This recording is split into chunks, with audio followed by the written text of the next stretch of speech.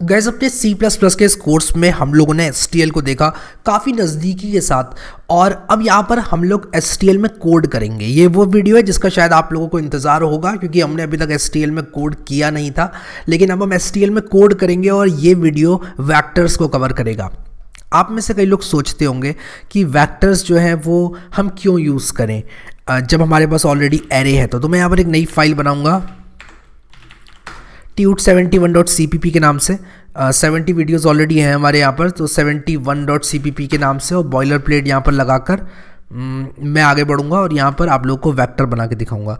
तो यहाँ पर आप लोगों को बताना चाहता हूँ कि STL को आप लोग अगर यूज़ करना चाहते हो, जैसे मान लो मैं वेक्टर को यूज़ करना चाहता हूँ, तो आपको अप्रोप्रिएट क्लासेस को इंक्लूड करना पड़ेगा, ठीक है, हेडर फाइल्स की सहायता से।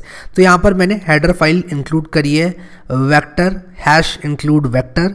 अब यहाँ पर मैं क्या करूँगा, एक वेक्टर को बनाने के लिए मैं एक सिंटेक्स का इस्तेमाल करूँगा जो होगा वेक्टर, और उसके बाद जो टाइप का वेक्टर मैं बनाना चाहता हूँ, अभी मैं एक सिंपल इंटीजर वेक्टर बनाना चाहूँगा, और उसके बाद में vec1, तो मैंने vec1 नाम का ये वेक्टर बना दिया।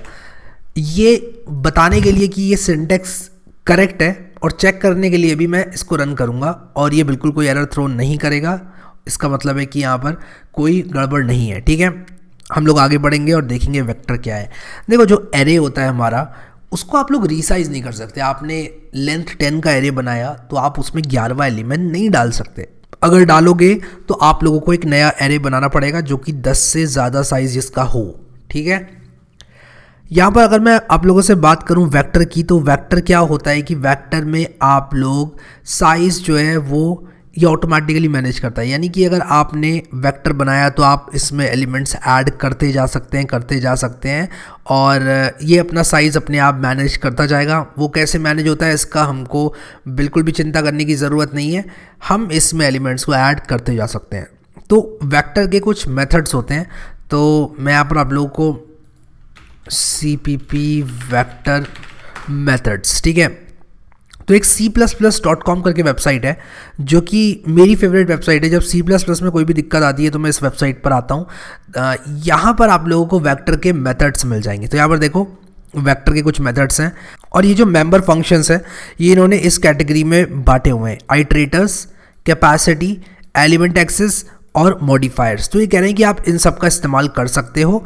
आइए देखते हैं इसको कैसे इस्तेमाल करते हैं। तो मैं यहाँ पर आप लोगों को पुश बैक सबसे पहले यूज़ करके दिखाऊंगा। तो मैं एक काम करूँगा, यहाँ पर एक फॉर लूप लगाऊंगा और मैं एक फॉर लूप लगाऊंगा और यहाँ पर int i = 0, i is less than मान लो 40 या 40 तो ज़्यादा हो जाएगा, 4 रखता हूँ, 4 एलिमेंट्स काफ़ी हैं।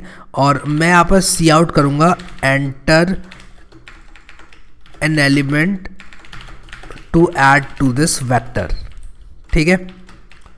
और ये करने के बाद आप लोग क्या करें, आप लोग करें vec1.pushback और उसके बाद आप लिख दें यहाँ पर जो भी एलिमेंट आप लेना चाहते हैं। मान लो मैं ele करके एक एलिमेंट है जो कि मैं cin से इस तरह से लूँगा और इसको एक इंटीजर डिक्लेयर कर देता हूँ ऊपर, int ele एलिमेंट कर देता हूँ। यार पूरा थोड़ा आलस ज़्यादा हो गया है यहाँ पर, इतना आलस भी अच्छा नहीं है, एलिमेंट पूरा लिख देते हैं, ठीक है। रन किया मैंने कोड, ये कह रहा है enter an element to add to this factor. 3 में ऐड करना चाहूँगा, 5 ऐड करना चाहूँगा, 6 करना चाहूँगा, 7 करना चाहूँगा, लेकिन ये चारों एलिमेंट्स ऐड करके जो प्रोग्राम है वो एग्जिट कर गया। ऐसा क्यों हुआ? क्योंकि ये फॉर लूप की सहायता से हमने एलिमेंट्स ऐड किए इस वेक्टर में। और यहाँ पर मैं एक मेथड लिखूँगा डिस्प्ले के नाम से जो हमारे वेक्टर को डिस्प्ले करेगा। अब ये क्या करेगा, ये एक वेक्टर लेगा, तो मुझे यहाँ पर वही सिंटेक्स लिखना पड़ेगा। वेक्टर इंट को मैं एक डेटा टाइप की तरह इस्तेमाल करूँगा, जैसे मैं इंटीजर को इस्तेमाल करता था, मैं फ्लोट को इस्तेमाल करता था, और मैं किसी क्लास को बनाता था तो उसको इस्तेमाल करता था, मैं उसको भी ऐसे इस्तेमाल करूँगा। और मैं एक रेफरेंस यहाँ पर लूँगा, मैं कहूँगा एक रेफरेंस मुझे चाहिए इंटीजर वेक्टर का। और एक बार मुझे मिल गया तो मैं क्या करूँगा, एक फॉर लूप चलाकर मैं कहूँगा int i = 0, i is less than, यहाँ पर देखना v.size क्या है, v.size मुझे इसका साइज रिटर्न करेगा वेक्टर का। कैसे पता मुझे कि v.size नाम की भी कोई चीज़ होती है? मैंने यहाँ से देखा कैपेसिटी से क्या मुझे रटे हुए हैं? नहीं, मुझे रटे हुए नहीं है, लेकिन मैं काफ़ी इसको यूज़ करता हूँ और उसी वजह से मुझे कुछ कुछ चीज़ें याद रह जाती हैं। जब मुझे याद नहीं रहती हैं तो मैं यहाँ पर अपना ये एक वेक्टर का ये पेज है मेरा, इसकी मैं एक अलग से चीट शीट भी बना के रखता हूँ और मैं जल्दी शेयर भी करूँगा आप लोगों के साथ फ्यूचर में। अगर टाइम मिला तो नोट्स भी बना दूंगा आप लोगों के लिए इसके C++ के कंप्लीट। बट अगेन काफ़ी चीज़ें हैं और टाइम लगता है क्योंकि नोट्स में, इसलिए अभी मैं कुछ ऐसा बता नहीं सकता कब तक होगा वो। बट आप लोग यहाँ पर एक अपनी चीट शीट बना सकते हो, एक डायरी में सारे मेथड्स जो ज़्यादा से ज़्यादा इस्तेमाल होने वाले आपको लगते हैं, तो आप लोग इसको यूज़ कर सकते हो। ठीक है, अब देखो यहाँ पर मैं क्या करूँगा कि इसको प्रिंट करूँगा, Cout लिखूँगा और यहाँ पर मैं जिस तरह एरे को यूज़ करता था उसी तरह इस वेक्टर को यूज़ करूँगा और उसके बाद यहाँ पर मैं एक स्पेस ले लूँगा। स्पेस क्यों ली मैंने? ताकि एलिमेंट्स के बीच में स्पेस रहे, 3 और 5 मुझे अलग अलग दिखें, 35 ना दिखे। और एट दी एंड में क्या करूँगा? Cout एंडल कर दूँगा। Cout एंडल करने से क्या होगा? एक न्यू स्पेस, जो न्यू लाइन है वो प्रिंट हो जाएगी। ठीक है, अब मैं क्या करूँगा? यहाँ पर रन करूँगा इसको। ठीक है, इस प्रोग्राम को रन करूँगा। क्या मैंने डिस्प्ले को कॉल किया? नहीं किया डिस्प्ले को कॉल, मुझे डिस्प्ले को भी कॉल करना है ताकि मुझे ये वेक्टर दिखे। तो मैं डिस्प्ले वैक1 यहाँ पर लिखूंगा और डिस्प्ले वैक1 लिखने से मेरा वेक्टर जो है वो डिस्प्ले हो जाएगा। देखते हैं मेरा वेक्टर डिस्प्ले भी होगा या नहीं। 5, 7, 8 और 9, तो ये देखो 5, 7, 8 और 9 एलिमेंट्स में ऐड हो चुके हैं। अगर मैं और चाहूँ एलिमेंट्स ऐड करना तो मैं यहाँ पर इसका साइज़ और बढ़ा सकता हूँ। मैं एक और रोचक काम कर सकता हूँ यहाँ पर, मैं यहाँ पर सीन करके वेक्टर का साइज़ यूज़र से भी पूछ सकता हूँ। मैं कह सकता हूँ कि यार यूज़र साइज़ बताओ वेक्टर का, कितना बड़ा वेक्टर चाहते हो? Enter the size of your vector. ठीक है, कुछ इस तरह से कि भाई आप वेक्टर का साइज़ बताओ। एक बार वेक्टर का साइज़ यूज़र ने बता दिया और मैं यहाँ पर एंडल भी कर देता हूँ और यहाँ पर मैं इस तरह से कर देता हूँ ताकि एक स्पेस आए जब मैं एलिमेंट्स एंटर करूँ। अब यहाँ पर मैं इसको जैसे ही यहाँ पर मैं साइज़ कर देता हूँ, यहाँ पर मैं इसको जैसे ही रन करूँगा, आप लोग देखो ये सबसे पहले मुझसे साइज़ पूछ रहा है, कह रहा है क्या साइज़ आपको चाहिए अपने वेक्टर का। तो यहाँ पर साइज़ ये पूछ रहा है वेक्टर का, मैं डाल दूंगा 3, ज़्यादा एलिमेंट्स नहीं डालूंगा। 5, 3 और 7 एलिमेंट्स मैंने डाले और देखो मेरे डिस्प्ले फंक्शन ने एरे को डिस्प्ले कर दिया, सॉरी वेक्टर को डिस्प्ले कर दिया, 5, 3 और 7। तो वेक्टर बनाने का एक फ़ायदा तो मुझे दिखा कि यार मैं इसमें एलिमेंट्स डालते रह सकता हूँ। और एक और चीज़ ये कि ज़रूरी नहीं है कि वो एलिमेंट्स इंटीजर हो, मैं फ्लोट वाला वेक्टर भी बना सकता हूँ। और यहाँ पर मैं एक काम और कर सकता हूँ, मैं इसको यहाँ पर जो मैंने ये फंक्शन बनाया है इसको मैं एक टेम्पलेट फंक्शन भी बना सकता हूँ। समझ रहे हो आप लोग? टेम्पलेट फंक्शंस की हमने बात करी थी और कहाँ पर करी थी यार बात टेम्पलेट फंक्शन की? वीडियो नंबर टेम्पलेट फंक्शन देखना पड़ेगा। टेम्पलेट फंक्शंस, ये रहा 68th वीडियो में हम लोगों ने देखा था कि टेम्पलेट फंक्शंस कैसे यूज़ करते हैं। 67, 68 के अराउंड देखा था। तो आप वो भी बना सकते हो। उससे क्या होगा? वो बनाने से फ़ायदा ये होगा कि आप कोई भी मेथड लिखो तो ऐसा नहीं है कि आप लोगों को जो है इंटीजर के लिए अलग लिखना पड़ रहा है, आपको फ्लोट के लिए अलग लिखना पड़ रहा है। मेरा एक मेथड है डिस्प्ले, वो मेरे वेक्टर को डिस्प्ले करता है। ठीक है, तो ये भी आप कर सकते हो। तो इस तरह के काम किए जा सकते हैं। तो ये था हमारे वेक्टर की रीसाइजिंग। अब कुछ मेथड्स इसके देख लेते हैं। तो पुशबैक हमने देखा, हम लोग पॉप भी कर सकते हैं। ठीक है, मैं यहाँ पर आपको दिखाता हूँ। अगर मैं यहाँ पर लिखूँ vec1.popback तो क्या होगा? इसको रन करके दिखाता हूँ। साइज़ इसका मैं 5 दे रहा हूँ, 1, 2, 3, 4, 5 यहाँ पर मैंने डाला, लेकिन 1, 2, 3, 4 आया। क्यों? क्योंकि एक बार मैंने पॉप बैक कर दिया। मैंने कहा निकाल लो, उसके एंड वाला जो एलिमेंट है वो हटा दो। तो पॉप बैक क्या करता है? पॉप बैक यहाँ पर आपके जो लास्ट वाला एलिमेंट है उसको हटाता है। ये पेज बहुत काम का है, मैं आपको बताता हूँ क्यों। इसकी 2 वजह हैं। एक तो इसमें सारे मेंबर फंक्शंस एक जगह पर दिए हुए हैं। ठीक है, दूसरी चीज़ ये कि ये जो पेज है इसमें आप लोग यहाँ पर ये जो पुश बैक और पॉप बैक है इसको इस तरह से खोल के देख सकते हो और आपको एक पूरा एग्जाम्पल मिल जाता है। यहाँ पर देख रहे हो आप लोग? और क्या चाहिए यार आपको, और क्या चाहिए? मतलब समझ रहे हो ना आप लोग? तो यहाँ पर ये क्या कर रहा है, इस तरह से सारे के सारे प्रोग्राम्स का जो एग्जाम्पल है वो यहाँ पर दे रहा है। और काफ़ी अच्छी साइट है ये, और ये काफ़ी अंडररेटेड साइट है मेरे हिसाब से, क्योंकि इसको ना कोई देखता नहीं, पता नहीं क्यों। ये बहुत अच्छी साइट है, बहुत बढ़िया साइट है, आप इसको यूज़ कर सकते हो। ठीक है, तो यहाँ पर हम क्या करेंगे कि इसके मेथड्स यहाँ पर कुछ देखेंगे। अब यहाँ पर देखो एक इंसर्ट मेथड है इसमें। तो ये क्या इंसर्ट मेथड क्या करता है? Vector is extended by inserting new elements before the element at a specified position. एक स्पेसिफाइड पोजीशन में आप एलिमेंट इंसर्ट कर सकते हो। ठीक है, जैसे कि मैं आपको दिखाता हूँ। अगर मैं यहाँ पर एक वेक्टर बना रहा हूँ, जो कि मैंने यहाँ पर बना रखा है ऑलरेडी, और मैं ये पॉप बैक को हटा देता हूँ। और मैं यहाँ पर क्या कर रहा हूँ, इसको डिस्प्ले 2 बार करूँगा, डिस्प्ले वैक 1, ठीक है, डिस्प्ले वैक 1। अब आप लोग यहाँ पर देखो कि मैंने 2 बार डिस्प्ले लिखा हुआ है। इसके बीच में मैं एक मेथड इस्तेमाल करूँगा और वो मेथड होगा इंसर्ट। तो मैं यहाँ पर वैक 1 डॉट इंसर्ट लिखूँगा।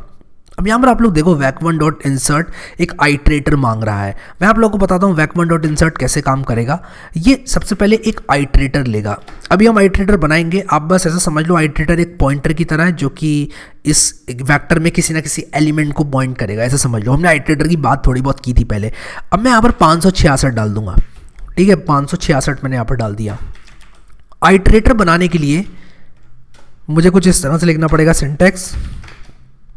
वेक्टर इंट मैंने लिखा, मैं स्कोप रेजोल्यूशन ऑपरेटर लगाऊंगा, आइट्रेटर लिखूंगा और फिर आइट्रेटर का नाम लिखूंगा जो कि आइटर है इस केस में, और मैं लिखूंगा वैक 1 डॉट बिगिन, क्योंकि मैं अपने आइट्रेटर को पॉइंट कराना चाहता हूं पहले एलिमेंट से, ठीक है, अपने वैक 1 के पहले एलिमेंट से पॉइंट कराना चाहता हूं, और मैंने इसको अपने वैक 1 के पहले एलिमेंट से पॉइंट करा भी दिया है। अब मैं यहाँ पर कह रहा हूँ कि इसमें इंसर्ट कर दो 566, तो ये बाय डिफ़ॉल्ट स्टार्टिंग में इंसर्ट कर देगा 566। देखते हैं कैसे काम करता है। 4 लिखूंगा, 1 2 3 4 डालूंगा इसमें एलिमेंट्स, और ये देखो 566 यहाँ इंसर्ट हो गया है, 566 यहाँ इंसर्ट हो गया है। अच्छा, अगर मैं चाहता हूँ 566 1 के बाद इंसर्ट हो, तब मैं क्या करूँगा, मैं आइटर +1 कर दूंगा। मैं कहूँगा आइटर +1, यानी कि मैं 2 पे पॉइंट करा दूंगा आइटर को, और ये जहाँ पे भी आइट्रेटर पॉइंट करता है उससे पहले इंसर्ट कर रहा है। आप देख लो, पहले 1 पे पॉइंट कर रहा था तो 1 से पहले यहाँ पर इंसर्ट किया इसने। अब 2 पे पॉइंट कर रहा है आइट्रेटर तो 2 से पहले इंसर्ट करेगा, ठीक है। आ जाओ देखते हैं इसको कैसे काम करता है। अगर मैं अभी इसको रन करता हूँ और 4 लिख के 1 2 3 4 लिख दूँ तो देखो यहाँ पे इंसर्ट कर दिया इसने। अच्छा, अगर मैं चाहता हूँ कि ये 5 कॉपी इंसर्ट करे यहाँ पर 566 की, तब मैं क्या करूँगा, तब उसका कोई शॉर्टकट है क्या? तो हाँ यार शॉर्टकट है। शॉर्टकट क्यों नहीं है, आप 5 लिखो यहाँ पे और ऐसे कॉमा लगा दो। 5 आपने लिखा तो 5 कॉपियाँ इंसर्ट हो जाएंगी, देख लो आप। 4 में लिखूंगा 1 2 3 4, और ये देखो यहाँ पर 5 कॉपी इंसर्ट हो चुकी हैं इसकी। अच्छा, अगर मैं 50 कॉपी इंसर्ट करना चाहूँ तो भाई ये वेक्टर है, कर तो कुछ भी देगा ये। तो मैं यहाँ पर वेक्टर का साइज 1 लिखूंगा और इसको 1 लिखूंगा यहाँ पर, और ये देखो 50 कॉपी इंसर्ट कर दी। जब मैं अगर 500 कॉपी इंसर्ट करना चाहूँ, आप कहोगे यार ये क्या कर रहे हो, 500 कॉपियाँ, मतलब मजाक है क्या? नहीं यार मजाक नहीं है। ये देखो 500 कॉपी इंसर्ट हो गई वेक्टर में, देख रहे हो, मतलब कुछ भी पॉसिबल है, कुछ भी पॉसिबल है, ठीक है। आपको 50 कॉपियाँ चाहिए तो आपने 50 कॉपियाँ इंसर्ट कर दी, आप और इंसर्ट करना चाहोगे तो और इंसर्ट कर लोगे, और यही कमाल है यार वेक्टर का। तो वेक्टर को आपको जिस तरह से इस्तेमाल कर सकते हो इंसर्शन के टाइम पर, इसके और बहुत सारे मेथड्स हैं, जैसे कि यहाँ पर max size, resize, capacity, empty, reserve, operator. आप किस तरह से एक्सेस करना चाहते हो तो आप ये ऐसे एक्सेस कर सकते हो वेक्टर की तरह, इस बात का ये मतलब है। अब आप ऐट भी यूज़ कर सकते हो। ऐट क्या है? ऐट यहाँ पर आप लोगों को बताएगा कि कहाँ पर क्या एलिमेंट है, ठीक है। तो ये देखो, जब डॉट ऐट आप आई यूज़ करते हो तो आप लोग ये पता लगा सकते हो कि कहाँ पर कौन सा एलिमेंट है। तो देखो मैं यहाँ पर अगर इसको डॉट ऐट कर दूँ, जहाँ पे मैंने ये लिखा हुआ है, अगर मैं इसको ऐसे कर दूँ कि वी डॉट ऐट आई, और इसको मैं सेव करूँ, अब मैं यहाँ पर लिखूँ 4 और मैं लिखूँ 1 2 3 4, और मैंने यहाँ पर 566 बार इंसर्ट भी किया था, उसको हटा देता हूँ, नहीं तो दिखेगा नहीं यार जो मैं दिखाना चाहता हूँ। 4 1 2 3 4, और ये देखो 1 1 2 2 3 3 4 4। एक बार मैंने डॉट ऐट यूज़ किया, एक बार मैंने ये वाला सिंटेक्स यूज़ किया। तो दोनों में से कुछ भी आप यूज़ कर सकते हो, और उसके बाद डॉट इरेज यहाँ पर लिखकर आप इसके एलिमेंट्स को इरेज कर सकते हो। डॉट इरेज कैसे काम करेगा?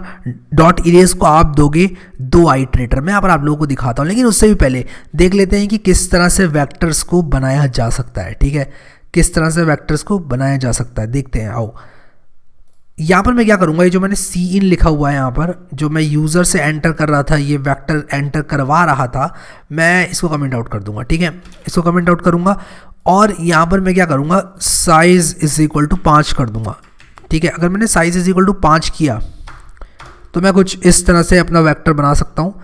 मैं यहाँ पर लिख सकता हूँ वेक्टर, और मैं लिख सकता हूँ इंट, और मैं यहाँ पर लिख सकता हूँ vec2, और अगर मैं कुछ इस तरह से लिखूँ, खैर vec1 तो हमने देख लिया था कैसे काम करता है। यहाँ पे मैं लिख देता हूँ कि ये 0 लेंथ वेक्टर, ठीक है। अब मैं ना चीज़ों को अरेंज कर रहा हूँ यहाँ पे, ठीक है, ताकि आप लोग इसको अच्छे से देख सको। मैं बहुत सही से अरेंज कर रहा हूँ। Ways to create a vector, एक तो ये है जीरो लेंथ वेक्टर आप बना सकते हो। और ये जो कंपाइलेशन है ना चीज़ों का, बहुत मुश्किल से मिलता है, और इस तरह की बातें भी बहुत मुश्किल से मिलती हैं कि यार C++.com का ये पेज आप देख लो। मैं नहीं कहता C++.com पूरी पढ़ लो साइट, मैं ना ये कहता हूँ कि ये पढ़ो पूरा बैठ के आप, क्योंकि इस तरह के बहुत पेजेस हैं, कितना पढ़ लोगे आप। और थोड़े कोई ऐसे भी हैं जो कि पढ़ के आपको लगेगा कि यार इतना तो मुझे आता ही नहीं, तो कुछ ज़्यादा एडवांस हो गया। मैं कहता हूँ कि आप मेरी बात सुनो और इसको रेफर करो मेंबर फंक्शंस के लिए सिर्फ। अगर आप एडवांस यूज़र हो तो पढ़ भी सकते हो। मैं एक एवरेज स्टूडेंट की बात कर रहा हूँ जिसको ये सब बातें समझने में शायद थोड़ी दिक्कत होगी, ठीक है। लिखा बिल्कुल वही चीज़ है, शुरू से देखा होगा वीडियो मेरे तो भी समझ में आ जाएगा। बट अगेन मैं आपको यहाँ पर बहुत ऑनेस्ट एडवाइस दे रहा हूँ, आप इसको ले लो। यहाँ पर मैं एक और vec2 बना रहा हूँ और मैं यहाँ पर क्या करूँगा कि इसके नंबर ऑफ एलिमेंट्स यहाँ पर दूंगा। मान लो मैंने 4 दे दिए, ठीक है, तो 4 एलिमेंट का मैं एक वेक्टर बना रहा हूँ और मैं यहाँ पर लिख दूंगा 4 एलिमेंट। मैं यहाँ पर लिख देता हूँ इंटीजर वेक्टर, क्योंकि ये इंट है। और मैं यहाँ पर आप लोगों को एक कैरेक्टर वेक्टर भी बना के दिखाता हूँ। तो मैंने एक कैरेक्टर वेक्टर बना लिया, मैंने यहाँ पर लिख देता हूँ 4 एलिमेंट कैरेक्टर वेक्टर, ठीक है। अब कैरेक्टर वेक्टर के साथ साथ हम डबल वेक्टर भी बना सकते हैं, जैसे मैंने यहाँ पर बनाया, ठीक है। मैं यहाँ पर क्या करूँगा, एक vec3 बनाऊँगा। क्या इसको मुझे कैर करना पड़ेगा क्योंकि मैं vec2 से बना रहा हूँ इसको। तो मैं कह रहा हूँ यहाँ पर कि vec2 से एक vec3 बना लो, ठीक है। तो मैं यहाँ पर लिखूंगा 4 element character vector from vec2। तो मैं vec2 की सहायता से बना रहा हूँ। और उसके बाद यहाँ पर मैं क्या लिखूंगा, वेक्टर इंट v, यहाँ पर मैं लिख दूंगा 6 3, ठीक है। इसका क्या मतलब है, तो यहाँ पर ये 6 एलिमेंट, मैं बताता हूँ आपको, 6 एलिमेंट वेक्टर ऑफ 3s। इसका मतलब क्या है मैं बताता हूँ आपको। देखो मैं आपको सबसे पहले डिस्प्ले करके दिखाता हूँ अपना vec1, ठीक है। और यहाँ पर ये जो डिस्प्ले फंक्शन है मेरा, ये क्योंकि एक इंटीजर यहाँ पर मैंने लिखा हुआ है, मैं यहाँ पर इसको t कर दूंगा और मैं यहाँ पर लिख दूंगा टेम्पलेट क्लास t, कुछ इस तरह से लिख दूंगा। और इसको मुझे ठीक करना पड़ेगा कुछ इस तरह से, यहाँ पर एक स्पेस, और ये मेरा अब काम करेगा, ठीक है। तो मैंने एक टेम्पलेट फंक्शन यहाँ पर बना लिया। मैं यहाँ पर क्या करूँगा, लिखूँगा डिस्प्ले, मैं यहाँ पर लिखूँगा डिस्प्ले vec1, ये मेरा vec1 को डिस्प्ले कर देगा। मैं इन सबको हटा देता हूँ, वापस से इनको कमेंट आउट कर देता हूँ कि मैंने बता दिया आपको। मैं डिस्प्ले करूँगा vec1 को सिर्फ, और यहाँ पर ये vec1 डिस्प्ले नहीं हुआ क्योंकि ये जीरो लेंथ इंटीजर वेक्टर था, ठीक है। अगर मैं एक मैसेज यहाँ पर डाल दूँ cout डिस्प्लेइंग दिस वेक्टर, कुछ इस तरह से अगर मैं एक मैसेज डाल दूँ विद एंडल, तो आप लोग देखो यहाँ पर डिस्प्लेइंग दिस वेक्टर, कुछ था ही नहीं वेक्टर में, तो क्या डिस्प्ले करेगा, ठीक है। vec2 को करके दिखाता हूँ अब, ठीक है। vec2 में क्या था, 4 एलिमेंट कैरेक्टर वेक्टर था, ठीक है। अब इसको हमने इनिशियलाइज नहीं किया था, ठीक है। इस 4 एलिमेंट का वेक्टर था, इसको हमने इनिशियलाइज किया नहीं था, तो ये ऐसे दिखा रहा है यहाँ पर, ठीक है। तो इसके अंदर हमने कोई एलिमेंट नहीं डाला था, इसलिए ये ऐसे दिखा रहा है। लेकिन मैं इसके अंदर इंसर्ट कर सकता हूँ, मैं यहाँ पर पुश बैक कर सकता हूँ। तो मैं अगर vec2 डॉट पुश बैक करूँ और एक कैरेक्टर डाल दूँ 5, और उसके बाद इसको डिस्प्ले करूँ, तो मुझे 5 यहाँ पर दिखा देगा, जैसे कि आप देख रहे हो। 5 इसलिए दिखा रहा है क्योंकि मैंने 2 बार इसको डाला है, एक @ यूज़ करके डाला है। अभी रन करूँगा तो सिर्फ 5 दिखाएगा, जिसमें 5 है बस अभी, ठीक है।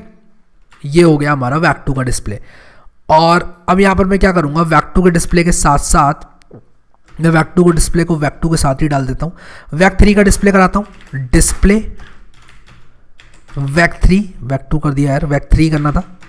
डिस्प्ले vec3 करूँगा तो क्या होगा, यहाँ पर मेरा vec2 से बनेगा एक वेक्टर, और इसमें कुछ नहीं है तो ये भी ब्लैंक ही दिखाएगा क्योंकि मैंने 5 वाली लाइन को कमेंट आउट कर दिया। कोई बात नहीं, ये देखो यहाँ पर ये डिस्प्ले इंपॉर्टेंट है। डिस्प्ले आप vec4 यहाँ पर देखो कितना सही है, मैंने v बनाया यहाँ पर, vec4 बना देता हूँ यार, इसको v क्या बनाना, इसको मैं कुछ इस तरह से ऐसे कर देता हूँ और रन करूँगा इसको। तो ये देखो 1 2 3 4 5 6, अगर मैं 3 की जगह 13 लिख दूँ यहाँ पर तो 13 आ जाएगा। तो ये मेथड मुझे सबसे सही लगता है एग्जाम्पल्स के लिए, तो मैं इसको बना रहने देता हूँ, vec4 को बना रहने देता हूँ। अब जो काम करूँगा vec4 पे करके दिखाता हूँ आप लोगों को, ठीक है। ये जो कोड है मैं बस ऐसे अरेंज कर रहा हूँ कि आप लोग जब इसको रेफ़र करो तो आप लोगों को काफ़ी ईजी लगे, ठीक है। मैं यहाँ पर इसको ऐसे बना देता हूँ, जो vec1 मैंने बनाया है यहाँ पर इसको यूज़ किया है नीचे, ठीक है। तो ये तो आप देख लोगे आराम से, कोई इसमें दिक्कत वाली बात नहीं है, ठीक है। तो मैं बस यहाँ पर इस कोड को ऐसे बनाना चाहता हूँ कि आप जब इसको लिखो तो कोई दिक्कत ना हो, ठीक है। तो 0 लेंथ वेक्टर हमने लिखा, उस पर कुछ काम किया। 4 एलिमेंट वेक्टर लिखा, उस पर हमने कुछ काम किया। फिर उसके बाद 4 एलिमेंट क्यों यार, हाँ 4 एलिमेंट वेक्टर ये भी, क्योंकि ये भी 4 एलिमेंट था, तो वैक 2 से बना है तो ये भी 4 एलिमेंट है, इस पर काम किया। फिर वैक 4 अब इस पर काम करेंगे, ठीक है। मैं चाहता हूँ कि जब कोड आप अनकमेंट करके चलाओ तो चलना चाहिए वो कोड, मैं ऐसे कुछ चीज़ आपको देना नहीं चाहता जो दिक्कत हो। वैक 4, ठीक है। हमने क्या किया है, एक वैक 4 बनाया है जिसकी लेंथ जो है वो 6 है, इसको थोड़ा कम कर लेता हूँ, 4 कर लेता हूँ, और इसमें 13 है सिर्फ, ठीक है। तो अगर मैं चाहता हूँ कि इसमें मैं इंसर्ट करूँ एक 12, तो वो मैं कर सकता हूँ, मैंने आपको बता दिया कैसे करना है, तो वो सारी चीज़ें मैंने आपको बता दी हैं, ठीक है। इसका साइज़ अगर मैं सी आउट करूँ vec4.size, तो ये मुझे इसका साइज़ रिटर्न कर देगा, देखो साइज़ रिटर्न कर दिया 4, ठीक है। तो ये एक बहुत ही सिंपल सी चीज़ है, साइज़ आप लोग पता लगा सकते हो किसी भी वेक्टर का। और यार मैं एक बात बता दूँ आपको, ये जो मैंने चीज़ें बताई हैं ना अभी, बस उससे ज़्यादा आप यूज़ करोगे ही नहीं, इतने सारे मेथड्स तो उपलब्ध हैं इसमें, बहुत सारे मेथड्स उपलब्ध हैं। आप मैक्स टू मैक्स जो है पॉप बैक यूज़ करोगे, पुश बैक यूज़ करोगे, इंसर्ट यूज़ करोगे, ये वाला ऑपरेटर यूज़ करोगे, ऐड भी उतना यूज़ नहीं करोगे, और उसी के साथ साथ आप लोग फ्रंट बैक यूज़ कर सकते हो, ठीक है। तो वो आप यूज़ कर सकते हो, फ्रंट बैक का एग्जांपल देखो यहाँ पर दिया हुआ है। और पता है इस साइट की सबसे अच्छी चीज़ मुझे क्या लगती है कि यार ये साइट कॉम्प्लेक्सिटी भी बताती है कि भाई कंप्यूटेशन कॉम्प्लेक्सिटी क्या है। तो कंप्यूटेशन कॉम्प्लेक्सिटी का क्या मतलब होता है कि अगर आप एक काम कर रहे हो तो कंप्यूटेशनली कितनी कॉम्प्लेक्स है।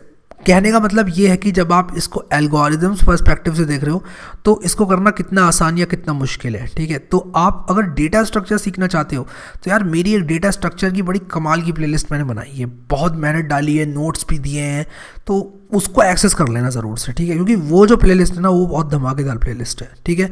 उसको सब लोग एक्सेस कर लेना अगर आप लोग चाहते हो कि आप लोग डेटा स्ट्रक्चर्स में जो है सक्सेस करो, तो ज़रूर देख लेना यार वो, ठीक है। तो वेक्टर को मैं यहीं पे ख़त्म करता हूँ। मैं वेक्टर्स के बारे में और बहुत सारी चीज़ें अगर उनको बताऊँगा तो बहुत टाइम लग जाएगा, और ज़्यादा कुछ नहीं है, ये मेथड्स हैं, मैं एक एक करके इनको कवर नहीं करना चाहता। हमने आइटरेटर कैसे बनाया ये देखा, ठीक है, कैसे बनाते हैं। Dot begin dot and starting ending element के बारे में देता है। अब ये देखो एक रिवर्स आइटरेटर रिटर्न करने का भी ऑप्शन है, लेकिन मैं कहूँगा कि आप धीरे धीरे वेक्टर को स्टार्ट करो, आप वेक्टर को यूज़ करना स्टार्ट करो। एक बार यूज़ करना आप स्टार्ट कर दोगे उसके बाद ये चीज़ें भी आपको समझ में आने लगेंगी। आइटरेटर एक ऑब्जेक्ट ही होता है, तो रिवर्स आइटरेटर से डरना मत। तो यहाँ पर सैम्पल प्रोग्राम्स भी दिए हुए हैं, आप सैम्पल प्रोग्राम्स चला के देख सकते हो और धीरे धीरे वेक्टर को जो है मास्टर कर सकते हो। लेकिन सबसे ज़्यादा यूज़ जो किए जाएंगे वो मैंने आप लोगों को बता दिए हैं। स्वैप आप यूज़ कर सकते हो, स्वैप भी एक अच्छा मेथड है। अब देखो यहाँ पर स्वैप का एग्जांपल इन लोगों ने यहाँ पर दिया हुआ है कि किस तरह से आप लोग स्वैप कर सकते हो, और इसका डिस्क्रिप्शन भी दिया हुआ है इन्होंने कि भाई ये एक्सचेंज करता है content of the container by the content of x which is another vector object of the same type, ठीक है। तो ये भी उतना यूज़ नहीं होता है, बट मे बी कभी आप यूज़ करना चाहो तो ये आप अपने कस्टम मेथड्स भी लिख सकते हो, इतने आसान आसान मेथड्स हैं। बट आई होप कि वेक्टर आप लोगों को समझ में आया। और वेक्टर बस वही है कि आप रिसाइजेबल एरे जब बनाना चाहोगे तब इसको इस्तेमाल करोगे, कि भाई आप लोग अगर बार बार एरे में ऐड करना चाहते हो एलिमेंट्स को बिना उसके साइज़ की परवाह किए, तब ये यूज़ किया जाता है, ठीक है। कुल मिला के बात ये है। आई होप वेक्टर समझ में आ गया आप लोगों को। मैं यहाँ पर चाहता हूँ कि आप लोग इनमें से ये जो यहाँ पर मेथड्स दिए हुए हैं, एक यहाँ पर मेंबर फंक्शन आप लोग जो मैंने नहीं बताया है, ठीक है, जो मैंने ज़्यादा एक्सप्लेन नहीं किया है, आप उसको यहाँ पर उठाओ यहाँ से, अब नीचे कमेंट में बताओ कि उसका क्या यूज़ है, ठीक है। और बहुत ही सिंपल सी लैंग्वेज में बताना, यहाँ से कॉपी करके मत डालना, बहुत सिंपल लैंग्वेज में कि भाई ऐसे होता था तो अब ऐसे करते हैं, ऐसे हिंदी में भी लिखोगे तो चलेगा, ठीक है। लेकिन एक मेथड जो कि आपको लगता है काम का है उसको नीचे आप लोग लिखो, थोड़ी सी मेहनत आप लोग भी करो, दिल से खुशी होती है। मैं खुद भी पढ़ूंगा, मेरे लिए भी यूज़फुल रहेगा, ठीक है। सारे मेथड्स STL के सारे जो हमारी STL के कंटेनर्स, एल्गोरिदम्स और आइटरेटर्स सबको याद नहीं होते हैं, ठीक है। लेट्स बी रियल हेयर, यहाँ पर सबको कुछ याद नहीं रहता है। आपके पास एक चीट शीट हो सकती है, थोड़ा सा एक्सपीरियंस हो सकता है, उसको देख के आप लोग अपना काम करते हो। कॉम्पिटिटिव प्रोग्रामिंग के अंदर सब कुछ किसी को नहीं रटा होता है, ठीक है। तो आई होप कि आप लोगों को ये सब बातें समझ में आती हैं, और उसी के साथ साथ आप लोगों ने ये प्लेलिस्ट भी एक्सेस कर ली है। वीडियो को यार ज़रूर लाइक कर दिया करो, वीडियो बहुत कम लोग लाइक करते हैं। आप लोग वीडियो को लाइक करोगे तो मुझे दिल से खुशी होगी। यहाँ पर क्लिक करके बुकमार्क या क्लिक करके सेव कर लेना। Thank you so much guys for watching this video and I will see you next time.